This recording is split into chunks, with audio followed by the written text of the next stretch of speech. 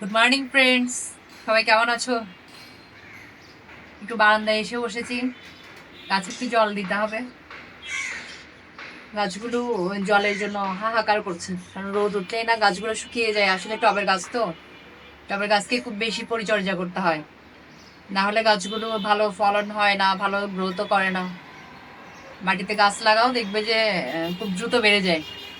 আর তুমি যদি টবে গাছ লাগাও, এটাকে যত্ন না করো, এটা কিন্তু বেড়ে যাবে না, বাড়তে অনেক সময় লেগে যায়। তো এসছি এখন একটু গাছে জল দিব। আর আমার ঘরের মধ্যে অনেক জায়গা রয়েছে, কিন্তু আমি কেন এখানে বসছি, তার কারণ হচ্ছে আমার মানে পুরোটা ঘরের মধ্যে এই জায়গাটাই হচ্ছে আমার বেশি পছন্দের। আমি সময় পেলে এখানে এসে বসি, একটু চা খাই, একটু মেয়েকে নিয়েও সময় কাটাই, মেয়ে খেলা করে, আমি বসি ওর সাথে। এখন এসছি গাছে জল দিতে, তাই তোমাদের সাথে একটু সকালটা শেয়ার করছি। দেখতে পাচ্ছ গাছগুলো, আমি জল নিয়েই বসেছি, গাছগুলোতে একটু জল দিব। আর এখানে আমার স্পাইডার প্ল্যান্টটা আমার ভীষণ পছন্দের, মানে এখানে বসি মূলত এটা দেখার জন্য। এটা দেখতে আমার খুব খুব খুবই ভালো লাগে। আকাশটাও খুব ভালো দেখা যায়। আসলে আমার বারান্দাটা রাস্তার সাইডে হওয়াতে মানে রাস্তার ভিউ গুলো খুব ভালোই দেখা যায়। এখানে বসে আকাশটাকেও ভালো দেখা যায়, বৃষ্টি পড়লেও আমি বেশ উপভোগ করতে পারি এখানে বসে। একটা চেয়ার নিয়ে বসলে হয়ে গেল। আর তার সাথে যদি একটু রবি ঠাকুরের গান শুনো, তাহলে তার কোনো কথাই নেই।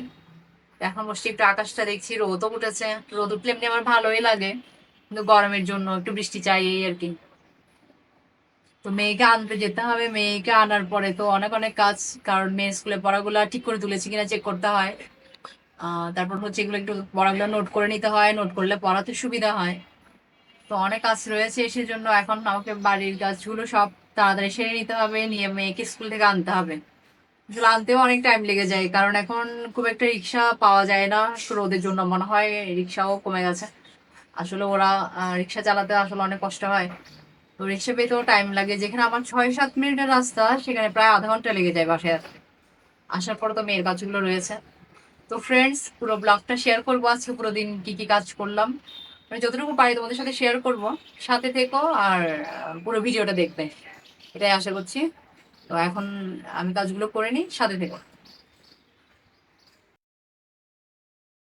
গাছে জল দিতে গিয়ে দেখলাম যে পুঁই শাকটা না বেশ ভালোই বড় হয়েছে, মানে খাওয়ার উপযোগী হয়ে গেছে। দেখো তো, এটা আসলে আমি লাগাইনি, কিভাবে উঠে গেল কে জানে। একটার সাইডে দেখি আরও 2-3টা বেরিয়েছে। অ্যালোভেরা গাছের মধ্যে এটা হয়েছে, আর ছাদেও অনেকগুলো হয়েছে। নিজে থেকে হয়েছে, আসলে এগুলো কেউ লাগায়নি। জল দিতে গিয়ে দেখলাম যে এটা ভালোই বড় হয়েছে, মোটামুটি খাওয়া যাবে এখন। আর নিজের বাগানে নিজের গাছে শাকসবজি ফলমূল খেতে তো ভীষণ ভালোই লাগে। জল দিয়ে এবার আসলাম যে ঘরগুলো গুছিয়ে নিতে। প্রথমে আমি একটু ঘরগুলো গুছিয়ে নিই, তারপর চাটা খাই। প্রতিদিন একই নিয়মেই কাজ করি। বিছনাটা একটু গুছিয়ে নিচ্ছি, এরপর এক এক করে সব কাজ করে নেব।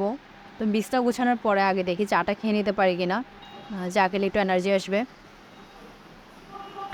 বেডশিটটা আজকে একটু পাল্টে নিলাম, বেডশিটটা তুলে আবার ওটাকে সার্ফের জলে ভিজিয়েছি। চা খেয়ে একটু ধুতে হবে। আসলে যখনের কাজ তখন করে নেওয়াই ভালো, তাহলে কাজ আর জমে থাকে না।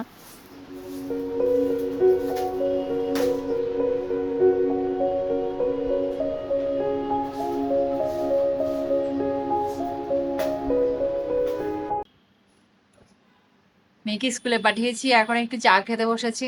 এখন চা নিয়ে বসছি। আসলে চা না খেলে সকালে কোনো কাজ করার এনার্জি পাই না। তো সকালবেলা চাটাই হচ্ছে মূলত এনার্জি দেয়। আর আমার এমনি মাইগ্রেনের একটু সমস্যা রয়েছে, তো চা ছাড়া আমি সকালে মানে সকালটা শুরুই করতে পারি না। সকাল শুরু করতে হলে আমাকে চাটা খেতে হয়। বেডরুমে এসে বসছি, কারণ হচ্ছে এখান থেকে আমার বাসার পাশ থেকে রাস্তা রাস্তা সব দেখা যায় ভালো করে, মানে পরিবেশটা বেশ সুন্দরই লাগে দেখতে। তো এখানে বসে আমি চা খাই মাঝে মাঝে, সবসময় খাই না, মাঝে মাঝে খাই। এখানে বসে চা খেতে আমার বেশ ভালোই লাগে। আসলে আমি সময় পেলে আমার বারান্দা আর এই জায়গাটা আমার ব্যাডে বসলেও হয়ে যায় মূলত। এখানে বসে তুমি রাস্তার পুরো পরিবেশটা দেখতে পাবে, আর সে যাওয়া আসা চলাচল। আসলে আমরা তো মানুষ, একা তো মানুষ থাকতে পারে না। তো মানুষজন দেখলে আমাদের একটু ভালোই লাগে, সেজন্য এখানে বসি, মাঝে মাঝে বসি সময় পেলে। এখন যে খুব একটা সময় আছে তা নয়, কিন্তু আমি চা খেতে বসেছি তাই এখানে বসেছি। আসলে বিছনাটা একটু গুছিয়ে নিলাম, গুছিয়ে তারপরে চা খাচ্ছি। বিছনা গুছানোর ফাঁকে ফাঁকে চাটা বসিয়েছিলাম। তো এখন চা খেয়ে নিচ্ছি, চা খেয়ে বাকি কাজগুলো করব, তারপরে মেয়েকে আনতে যাব।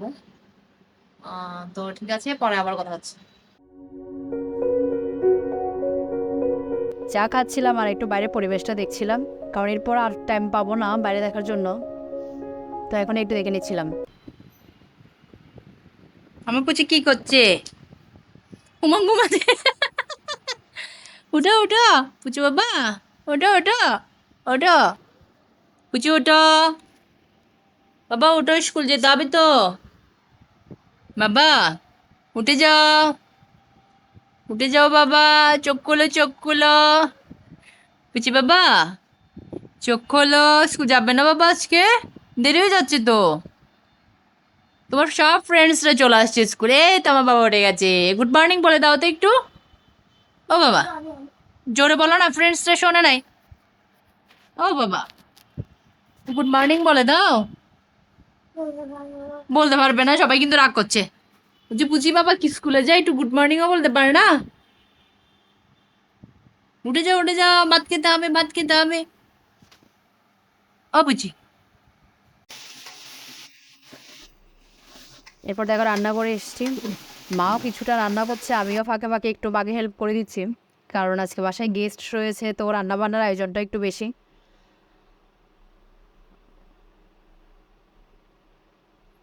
গরমের জন্য রান্না করে আসলে রান্না করাটাও টাফ, তারপরেও মা রান্না করছিল, এর ফাঁকে ফাঁকে আমিও যাচ্ছিলাম।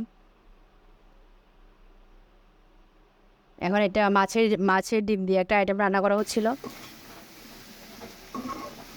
আসলে আমার বাসায় সবাই মাছের ডিম, মাছের তেল এগুলো খেতে পছন্দ করে, তো মাঝে মাঝে এটা রান্না করা হয়।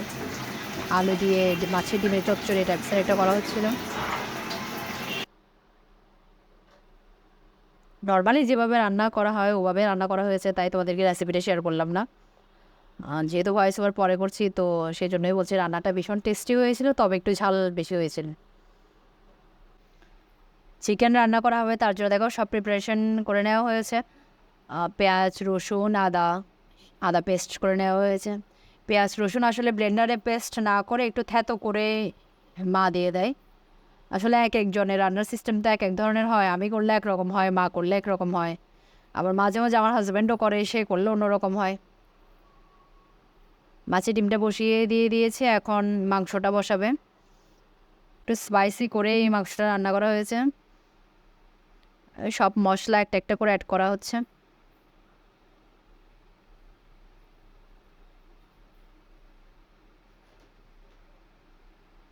আসলে যেভাবে গরম পড়েছে এখানে কোনটা খেলে যে ভালো লাগবে এবার সেটা বোঝাও দেয়। মাংস রান্না করলে মনে হয় যে মাংস রান্না করে মাছ না করলে মনে হয় ভালো হতো, আবার মাছ রান্না করলে ওটাও খেতে ইচ্ছে করে না। আসলে এই গরমের মধ্যে ডাল ডিম ভাজি আমার মনে হয় এটাই বেস্ট খাবার। ডাল ডিম ভাজি হলে আমার আর কিছু লাগে না, তার সাথে যদি একটু পেঁয়াজি হয় তাহলে তো হয়েই গেল।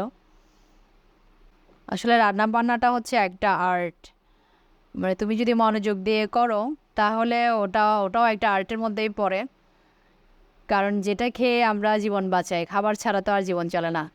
কিন্তু তারপরেও দেখো আমরা যারা শিক্ষিত বেকাররা রয়েছি আর কি বাসায়, অন্যরা খুব ইজিলি বলে দেয় তুমি বাসায় সারাদিন থাকো কি আর কাজ করো। আসলে রান্না করাটা যে কত বড় একটা কাজ, এটা চাকরিজীবীরা কিন্তু ওটা বুঝে না, খুব ইজিলিই বলে ফেলে ঘরে থাকো কি আর কাজ করো। এখন যদি আমরা রান্নাটা না করি তাহলে এরাই বা খাবে কোথা থেকে, আর ওরা কাজও বা করবে কোথা থেকে, এটা কিন্তু এরা বুঝতে চায় না। আর শিক্ষিত বেকারদের এটাই কষ্ট যে আমরা এত পড়াশোনা করলাম আর ঘরে বসে বসে এই কথাগুলো শুনতে হয় যে কী আর কাজ করো। ভীষণ খারাপ লাগে যখন এই ধরনের কথা শুনতে হয়। আসলে আজকে যিনি গেস্ট আসছেন উনি আমার মাসি, ছোটো মাসি, বাড়ি থেকে আসবেন, তো ওনার জন্য এই আইটেমগুলো রান্না করা হচ্ছে। বড় মাসিও এসছে ইন্ডিয়া থেকে, তো উনি নিরামিষ খায়, তো ওনার জন্য কিছু নিরামিষ আইটেম রান্না করা হচ্ছে। এখন আমি তো সময়ের জন্য হয়তো সব কিছু দেখাতে পারবো না, নিরামিষ আইটেম অনেকগুলোই রান্না করা হয়েছে। আসলে আমাকে এখন মেঘে আনতে যেতে হবে, তো রেডি হতে হবে, আবার বাসার কাজগুলোও করতে হচ্ছে, তো সবগুলো আইটেম আমি শেয়ার করতে পারছি না। নিরামিষের যে আইটেমগুলো রান্না হয়েছিল ওগুলো ভীষণ সুস্বাদু ছিল, আমিষ নিরামিষ দুটোই রান্না হয়েছে, কারণ গেস্টের মধ্যে একজন আমিষ একজন নিরামিষ। দেখতে পাচ্ছি কিছু আলু আর কী বলে উচ্ছে কেটে নেওয়া হয়েছে, এটা দিয়ে ভাজি করা হবে। এখন দেখো রান্না বান্না মোটামুটি আমিষগুলো শেষ হয়েছে, তো আমার হাজব্যান্ডের জন্য ভাত বেড়ে নিয়েছি, ও অফিসে ভাত নিয়ে যাবে, টিফিন বক্সটা গুছিয়ে দিয়েছি। তো ও বেরিয়ে গেলে আমিও রেডি হয়ে বেরিয়ে পড়বো মেয়েকে আনতে যাব। সকালবেলা একবার মেয়ের জন্য টিফিন বক্স গুছাতে হয়, তারপর 8টা-9টার দিকে হাজব্যান্ডের জন্য টিফিন বক্স গুছাতে হয়। গরমকালে এই উচ্ছে ভাজিটাও আবার খেতে ভালোই লাগে। একটা সময় ছিল যখন আমি উচ্ছেটা খেতে পারতাম না, তো আমার বাবা বকা দিত যে উচ্ছেটা খেলে কী হয়, এটা তো শরীরের জন্য ভালো। বকা খেয়ে আমি কী করতাম, এটা জল দিয়ে গিলে ফেলতাম। মানে বাবাকে দেখাতাম যে আমি খাচ্ছি, তো চিবিয়ে খেতে আমার ভীষণ তেতো লাগতো। তখন আমি কী করতাম, এটাকে জল দিয়ে গিলে ফেলতাম, গিলে খেয়ে ফেলতাম। মানে খেয়েছি, এটাই বাবাকে দেখাতাম যে আমি খেয়েছি। আর এখন এটা আমার ভালোই লাগে খেতে, সময়ের পরিবর্তনে যা হয় আর কি। এখন বেরিয়ে পড়েছি, আমি রিক্সাতে উঠে পড়েছি। গরমের জন্য হেঁটে যাওয়া যায় না, আসলে স্কুল দূরে না, চাইলেই হেঁটে যাওয়া যায়, কিন্তু এত রোদ তো হেঁটে যেতে পারি না। যারা এই এরিয়া রয়েছে নিশ্চয়ই বুঝতে পারছো কোন রোড দিয়ে যাচ্ছি। আমি ভয়েস দিচ্ছিলাম কিন্তু আসলে ওখানে এত আওয়াজ, তো কথাগুলো শোনা যাচ্ছিল না। মেয়ে স্কুল ছুটি হয়ে গেছে, মেয়ে বেরিয়ে পড়েছে। এরপর আর ভিডিও শেয়ার করতে পারিনি, কারণ বাড়ি থেকে আসলে ক্লান্তই লাগে। এখন দেখো সন্ধ্যা হয়ে গেছে, ওরা 3 বোন বসে গেছে শাক কাটতে। আসলে মাসি বাড়ি থেকে এসছে, অনেক কিছুই আমাদের জন্য নিয়ে এসছে। ছোটো মাসি, এটা আমার ছোটো মাসি। 3 বোন বসে গেছে শাক কাটতে, সাথে আমার মেয়েও আছে, ওদেরকে একটু সঙ্গ দিচ্ছে এই আর কি। আসলে বোনরা একসাথে হলে গল্পতেই সারাক্ষণ মেতে থাকে, আর ওরা যেহেতু অনেক দিন পরে ওদের 3 বোনের দেখা হয়েছে, ওদের গল্প তো আর শেষই হচ্ছে না। তো ফ্রেন্ডস, ভিডিওটা আর বড় করছি না, অনেক বড়ই হয়ে গেল। আজকে এখানেই শেষ করছি, পরের ভিডিওতে আবার দেখা হচ্ছে। সবাই ভালো থেকো, আর যদি ভালো লেগে থাকে তাহলে লাইক কমেন্ট শেয়ার করো। আর যারা নতুন ভিউয়ার্স রয়েছে তারা চ্যানেলটাকে ভালো লাগলে সাবস্ক্রাইব করে দিও। টাটা।